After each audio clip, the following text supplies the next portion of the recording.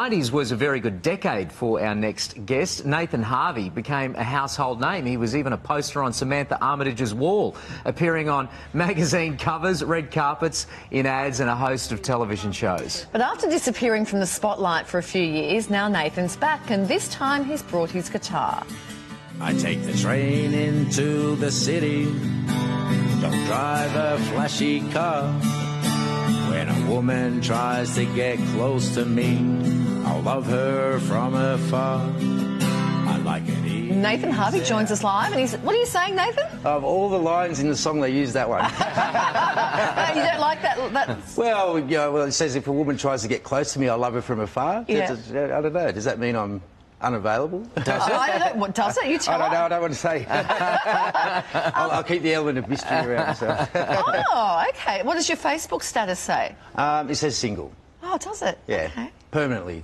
Permanently single, I right. can't seem to find anything at the moment, but, you know, there's always hope. As long as I'm still kicking, you know. When you say you can't find something, so are you actually actively looking? No, I'm not. Yeah, happy that's not the funny thing, yeah. So, in that respect, I'm very happy as I am at the moment, and I think to look is to... if it's going to happen, it will just happen unexpectedly, I think. Well, how different is that to the MrHarvey of you know, from the olden days, if you like? Was it a very different scenario back then? Yeah. Well, I had girlfriends, but I was a shocker back then. You know, I was. I did a lot of bad things, and I wasn't. I don't mean that in a bad way, but I mean I could have treated some of my girlfriends better. But you know, looking back in retrospect, you say, you know. Talk us through some of this. This is when you used to work as a music TV host. Sure. What year are we what years are we talking here? Yeah, this was mid-90s, which was an amazing time to be a music host, because the music in the 90s was just amazing, and it had a mixture of everything. You know, the pop coming through from the 80s still, and then you know Nirvana and the grunge period, and bands like The Prodigy, just high-energy dance stuff. So it was a brilliant time. That's Bob Geldof there. And who you said you had a great relationship with. Amazing, yeah. And a lot of people say he's difficult, but that's the thing, you know. I think you can't really judge anyone by what either the press or anyone else says about them until you actually meet them yourself, and then you make your own judgment. And Bob and I got on amazingly well, and we ended up having like JD and Cokes all night till 3 or 4 in the morning, I think it was. You mentioned girlfriends there before, and that maybe if you had your time again, you might have done things differently. What about that time? I mean, when you're reaching that level of fame, the people you're meeting, the parties, I mean, how do you reflect back on it now? Amazing. It was amazing, and you know, it was before 9/11 and all the kind of when pretty much the world got a carrot up its arse, you know, after that. And, you know, it was amazing. It was a time when everyone was really carefree, and you probably heard of the Cointreau balls. Yes. Just epic and amazing. And you know, it seemed... in a way, I kind of miss that world, you know. Yeah. It's changed a lot since then. And, you know, you've got paranoid bouncers now, and lockout laws and massive alcohol taxes. People can't afford to go out anymore, and you know, because everything's too expensive, and it's a lot different. You talk about those days of the Cointreau balls, and that's when you were appearing in TV ads as well. You appeared in the second Decore ad and the second Hypercolour ad. You say this is a bit of a theme in your modelling career. Yeah, always second, yeah. Well, Hypercolour broke Simon Denny, and Decore was huge. I was in a Razzmatazz ad as well.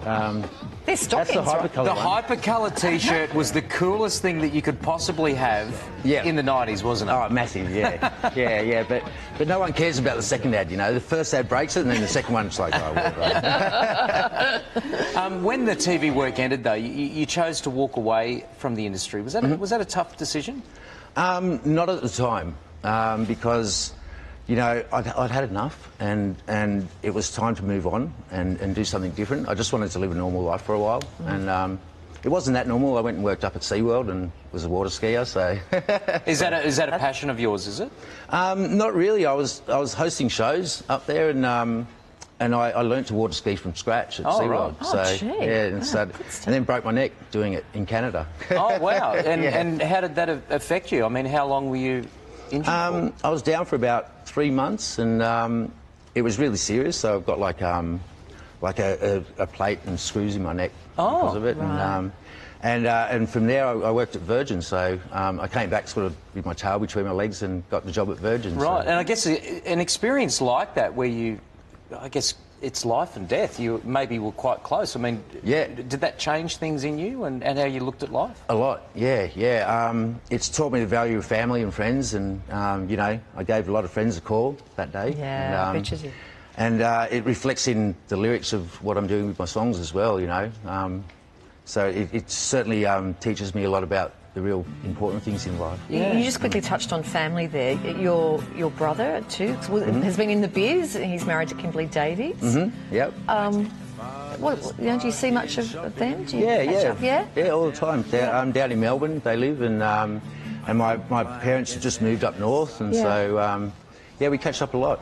Yeah, we're very close to our family. That's great. Tell us about the music now. That's what you're doing. Yeah. And this is to help some as well. There's a music project pretty close to your heart. Yeah. Well, it's amazing. There's been all these freaky coincidences that have happened, and yeah, I reached out to an army guy who was down in the dumps, and he lived out at Broken Hill, and I sent him some songs, and we were chatting because I've got a good friend in the army, and I sent him a song that was really important to me called Friends, and he loved it and he invited me to play up at Broken Hill, and it just so happened that it's in conjunction with a charity that's at Gosford, so it's worked out amazing. How would you describe your music? It sounds, I guess, very Australian, almost country-inspired? Yeah.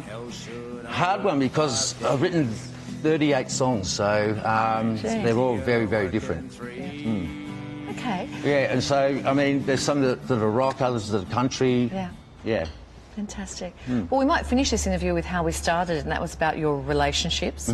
We know you have a very strong female fan base, because take a look at this from Sunrise. This was earlier today when we were promoting your visit. Just on a side note, I had a poster of Nathan Harvey on my from Dolly magazine on my wall. I did hear your exclamation of interest. I remember him. You go, Sunrise's Samantha Armitage used to have a poster of you on her wall.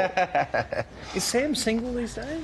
I'm not at liberty to discuss such matters, but I mean, can we play matchmaker? Or well, that's up to you. That's up to you, Ryan. But we'll see how we go. Thank you so much. So lovely to catch up with you. Cheers. Nice to hear what you're up to these days. Thank you. Good to see you.